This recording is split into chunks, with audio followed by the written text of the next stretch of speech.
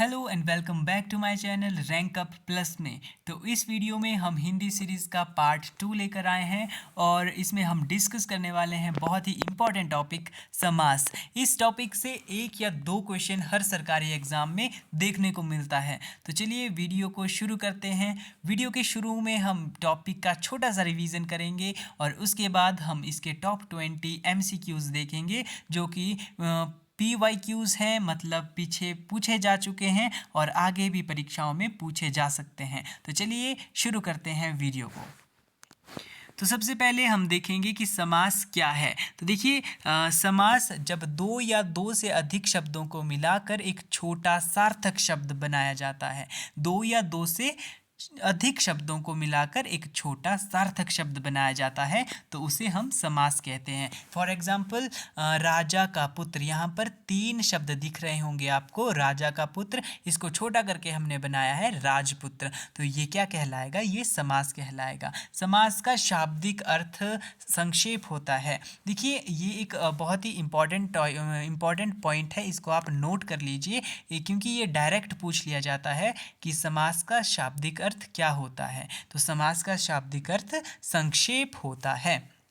चलिए देखते हैं समास के कितने प्रकार होते हैं। तो समास के हमारे पास 6 प्रकार होते हैं, ठीक है, जिसमें पहला है अव्ययी भाव। अव्ययी भाव समास के शब्दों में पहले हमारे पास अनु, आ, प्रति, भर या यथा, हर आता है। फॉर एग्जाम्पल आजीवन। आजीवन, अगर आपको परीक्षा में आजीवन शब्द आएगा तो इसका क्या हो जाएगा? ये अव्ययी भाव समास का शब्द है, ठीक है। तो दूसरा है हमारे पास यहाँ पर तत्पुरुष। तत्पुरुष, तत्पुरुष में क्या आता है? तत्पुरुष में कारक की विभक्तियाँ आती हैं। कारक की विभक्तियाँ जैसे कर्ता, ने, कर्म, को, तो इस तरह की हमारे पास कारक की विभक्तियाँ आती है। जैसे मैंने आपको यहाँ पे उदाहरण दिया है राजा का पुत्र, तो इसमें कर्ता की विभक्ति आ रही है का। तो ठीक है, तो इसका ये किसका एग्जाम्पल है? ये हमारे पास तत्पुरुष का एग्जाम्पल है। चलिए नेक्स्ट है हमारे पास कर्मधारय। कर्मधारय में क्या होता है? कर्मधारय में हमारे पास विशेषण और विशेष्य आता है। जैसे फॉर एग्जाम्पल नील कमल, नील कमल, ठीक है। तो ये हमारे पास कर्मधारय का एग्जाम्पल हो जाएगा, ठीक है। नीलकमल का विग्रह होगा नीला है जो कमल, तो ये हमारे पास कर्मधारय हो जाएगा, ठीक है। अब देखते हैं चौथा है हमारे पास द्विगु। द्विगु, ठीक है। तो द्विगु देखेंगे हम। द्विगु में सबसे पहले प्रथम पद में संख्या आती है। प्रथम पद में क्या आती है? संख्या आती है। फॉर एग्जाम्पल त्रिभुवन, त्रिभुवन, ठीक है। तो त्रिभुवन में हमारे पास पहले क्या आ रही है? संख्या, त्रि यानी 3 भवन, ठीक है। तो ये हमारे पास द्विगु हो जाएगा। पांचवा प्रकार है इसका द्वंद्व, ठीक है। द्वंद्व में हमारे पास क्या आता है? विग्रह करने पर और या एवं आ जाता है, या आपको इसके शब्द में योजक चिन्ह दिखाई दे सकता है। जो ये मैंने लगाया ये योजक चिन्ह है, ठीक है। और लास्ट है इसमें बहुब्रीहि। तो बहुब्रीहि, इसमें किसी तीसरे की ओर इशारा किया जाता है। किसी तीसरे की ओर इशारा किया जाता है। पीताम्बर, जैसे पीताम्बर, पीताम्बर, ठीक है। पीताम्बर जैसे पीले हैं वस्त्र जिसके, ठीक है। तो इसमें किसी तीसरे की ओर इशारा किया जा रहा है। तो ये था हमारे पास एक छोटा सा रिवीजन समास का। मुझे लगता है आपने पहले भी पढ़ा होगा। तो चलिए हमारा मेन मोटिव इसमें MCQ सॉल्व करना है, तो चलिए MCQ सॉल्व करते हैं। अब तो देखिए हमारा सबसे पहला MCQ है, चक्रपाणी में कौन सा समास है? तो देखिए चक्रपाणी में कौन सा समास है? जल्दी से देखिए इसमें कौन सा समास है। मैं चाहूँगा कि आप अपना स्कोर नोट करते रहिए और वीडियो के एंड में कमेंट करना कि आपने 20 में से कितने सही उत्तर दिए हैं। तो देखिए चक्रपाणी में आपके पास कौन सा समास है?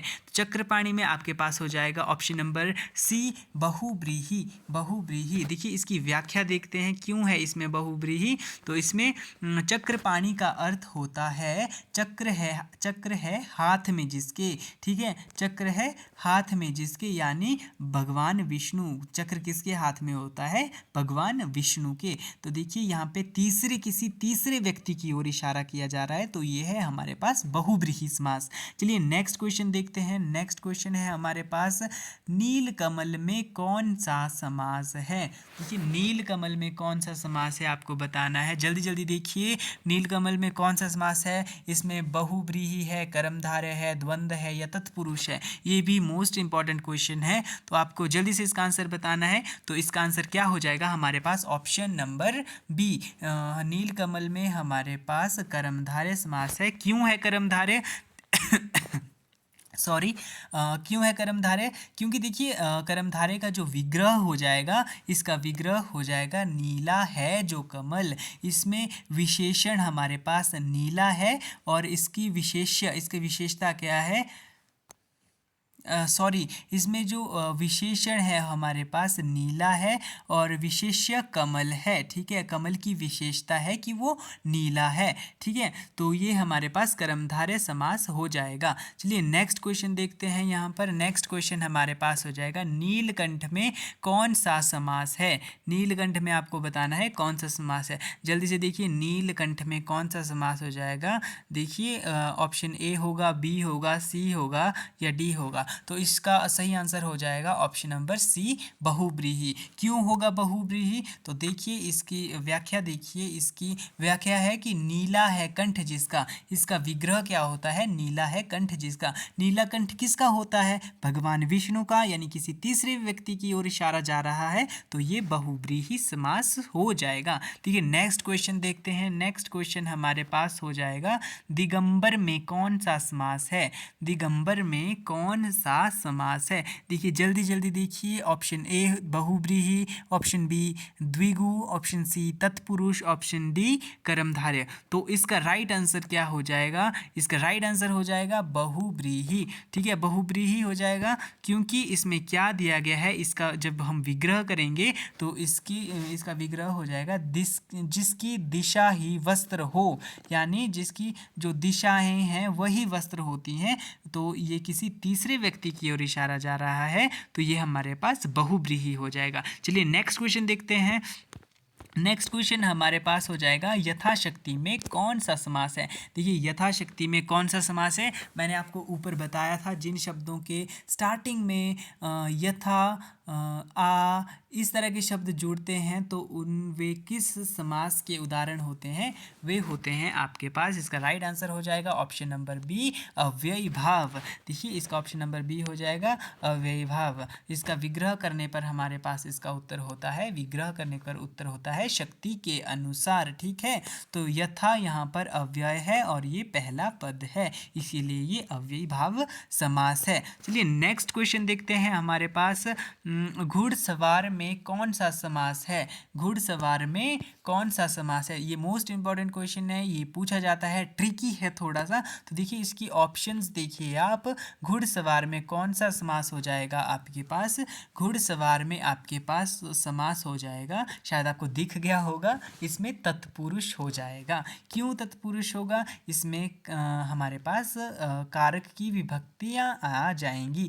इसका जब हम विग्रह करेंगे तो इसका विग्रह हो जाएगा घोड़े पर सवार, और पर हमारे पास क्या है? पर हमारे पास कारक की विभक्ति है। अधिकरण का क्या होता है? में या पर, तो ये हमारे पास तत्पुरुष समास हो जाएगा। चलिए नेक्स्ट क्वेश्चन देखते हैं, क्वेश्चन नंबर 7, त्रिलोकी में कौन सा समास है? आपको बताना है त्रिलोकी में कौन सा समास है। ठीक है, जल्दी जल्दी बताइए त्रिलोकी में कौन सा समास है। इसमें क्या हो जाएगा? Option A, B, C, D, जल्दी जल्दी बताइए कौन सा। इसका राइट आंसर हो जाएगा आपके पास option number B, option number B द्विगु। त्रिलोकी में हम देख रहे हैं कि त्रिलोकी में जो पहला पद है वो आपके पास है यहाँ पर त्रि का मतलब तीन, तो ये हमारे पास द्विगु समास हो जाएगा। चलिए नेक्स्ट क्वेश्चन देखिए, दाल रोटी में कौन सा समास है? दाल रोटी में कौन सा समास है? तो जल्दी से इसका राइट आंसर बताइए। इसमें आपको योजक चिन्ह दिख रहा है, और मैंने आपको बताया था कि योजक चिन्ह जहाँ पे आता है तो वहाँ पर विग्रह करने पर आपके पास वहाँ पे और आ जाएगा, और किस में आता है? ये हमारे पास आ जाता है ऑप्शन नंबर सी, द्वंद्व समास में। तो इसका राइट आंसर हो जाएगा द्वंद्व समास में। दाल और रोटी, मैंने बताया आपको इसका विग्रह होगा दाल और रोटी, और ये हमारे पास ऑप्शन सी करेक्ट हो जाएगा। चलिए नेक्स्ट क्वेश्चन देखते हैं। रक्तचंदन में कौन सा समास है? ये भी इम्पॉर्टेंट है, ट्रिकी है। तो रक्तचंदन में आपका कौन सा समास होगा, जल्दी जल्दी बताइए। रक्तचंदन में आपके पास समास हो जाएगा ऑप्शन नंबर ए, यानी कर्मधारय। क्यों होगा कर्मधारय? क्योंकि जब हम इसका अर्थ होता है लाल चंदन, जब हम इसका विग्रह करेंगे तो ये होता है लाल चंदन। चलिए नेक्स्ट क्वेश्चन देखते हैं। नेक्स्ट क्वेश्चन है हमारे पास, आमरण में कौन सा समास है? आमरण में कौन सा समास है? तो मैंने आपको बताया था जहाँ पे आ, यथा, हर इत्यादि आता है तो वहाँ पे कौन सा समास होता है? वहाँ पे हमारे पास अव्ययी भाव समास होता है। तो इसका व्याख्या हो जाएगी, जब हम इसका विग्रह करते हैं तो इसका विग्रह होता है मरण तक। ठीक है, इसका विग्रह क्या होता है? मरण तक। और इसमें स्टार्टिंग में क्या आया हुआ है? इसमें स्टार्टिंग में आ आया है। चलिए जल्दी जल्दी आगे बढ़ते हैं, वीडियो ज़्यादा लंबी हो जाएगी। तो अब हम इसमें जल्दी जल्दी देखें कि क्वेश्चन नंबर 11, राजर्षि में कौन सा समास है? तो राजर्षि में आपके पास क्या समास हो जाएगा? जल्दी जल्दी देखिए। राजर्षि में आपके पास समास हो जाएगा ऑप्शन नंबर सी, कर्मधारय। ऑप्शन नंबर सी, कर्मधारय। ठीक है, इसकी जो व्याख्या है इसमें क्या है? राजा जो ऋषि है, यानी दोनों एक ही व्यक्ति की विशेषता बता रहे हैं। नेक्स्ट क्वेश्चन है आपके पास शताब्दी। ये भी मोस्ट इंपॉर्टेंट क्वेश्चन है, ये भी लगभग हर एग्जाम में पूछा जाता है। तो शताब्दी में कौन सा समास है? शताब्दी में आपके पास है यहाँ पर द्विगु समास, और इसका मतलब ऑप्शन नंबर बी, शताब्दी में है द्विगु समास। ठीक है, शत का मतलब क्या होता है? शत का मतलब होता है 100। ठीक है, पहला पद क्या है? इसमें संख्या है। चलिए नेक्स्ट क्वेश्चन देखते हैं। नेक्स्ट क्वेश्चन है आपके पास, निशाचर का विग्रह क्या है? निशाचर का, अब आपके पास क्वेश्चन है कि निशाचर का विग्रह करना है, इसमें आपको समास नहीं बताना है। तो निशाचर का विग्रह क्या हो जाएगा? निशाचर का विग्रह हो जाएगा ऑप्शन नंबर बी, निशा में चलने वाला। ठीक है, निशा में चलने वाला। निशा का अर्थ क्या होता है? निशा का अर्थ होता है रात। ठीक है, तो रात में घूमने वाला या चलने वाला। इसमें में विभक्ति छुपी हुई है, तो में विभक्ति है तो इसका मतलब ये कौन सा समास हो जाएगा? तत्पुरुष हो जाएगा। चलिए नेक्स्ट क्वेश्चन देखते हैं। Question number 14। क्वेश्चन नंबर 14 है, जलपान का विग्रह क्या है? अब आपको बताना है जलपान का विग्रह क्या है।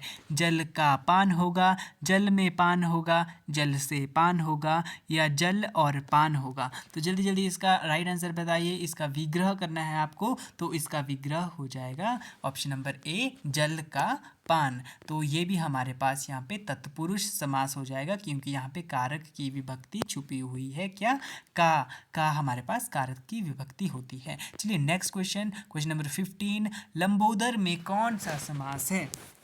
तो लंबोदर में कौन सा समास है हमारे पास? लंबोदर में हमारे पास राइट आंसर हो जाएगा इसका ऑप्शन नंबर बी। तो चलिए ऑप्शन नंबर बी, लंबोदर में हमारे पास बहुव्रीहि समास हो जाएगा। लंबा है उदर जिसका, ये इसका विग्रह होता है, यानी किसी तीसरे की ओर इशारा जा रहा है, और ये वो तीसरे हैं भगवान गणेश। और लंबा है उदर जिसका, वो भगवान गणेश का उदर। ठीक है, तो ये हो जाएगा हमारे पास बहुव्रीहि। चलिए next question, very very important और मोस्ट इम्पॉर्टेंट क्वेश्चन है ये, और फेवरेट क्वेश्चन भी हम इसको बोल सकते हैं सरकारी परीक्षाओं का। तो चलिए इसका पीताम्बर में कौन सा समास है? तो जल्दी जल्दी बताइए, ये आपको आता ही होगा। पीताम्बर में हमारे पास बहुव्रीहि समास है। ठीक है, बहुव्रीहि जब हम इसका विग्रह करते हैं तो इसका क्या होता है? जिसका अंबर यानी वस्त्र पीला है, यानी भगवान विष्णु के वस्त्र हमारे पास पीले होते हैं। ठीक है, तो चलिए नेक्स्ट क्वेश्चन देखते हैं। क्वेश्चन नंबर 17,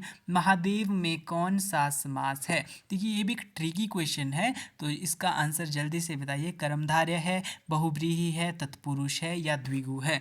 तो इसमें राइट आंसर हो जाएगा आपके पास ऑप्शन नंबर ए, महादेव में कर्मधारय समास है। क्यों? क्योंकि इसके जो महादेव का जब हम विग्रह करेंगे तो इसका विग्रह होगा महान देव। ठीक है, महान देव, इसमें विशेषण और विशेष्य संबंध है। ठीक है, तो चलिए नेक्स्ट क्वेश्चन देखते हैं। नेक्स्ट क्वेश्चन है हमारे पास, चतुर्मुख में कौन सा समास है? चतुर्मुख में कौन सा समास है? ये भी आपके पास एक ट्रिकी क्वेश्चन है, तो जल्दी जल्दी इसका भी आंसर बताइए। तो चतुर्मुख में हमारे पास राइट आंसर हो जाएगा ऑप्शन नंबर बी, यानी कि बहुव्रीहि। तो चतुर्भुज में हमारे पास बहुव्रीहि समास है। इसका विग्रह जब हम करेंगे तो इसका विग्रह होगा जिसके चार मुख हों। चार मुख किसके होते हैं? ब्रह्मा, यानी किसी तीसरे या महान व्यक्ति की ओर इशारा हो रहा है, तो ये हो जाएगा बहुव्रीहि। चलिए क्वेश्चन नंबर 19 देखते हैं। ये भी मोस्ट इंपॉर्टेंट है और इसमें भी कंफ्यूज होते हैं। देखते हैं आप इसको सही बताते हैं या नहीं।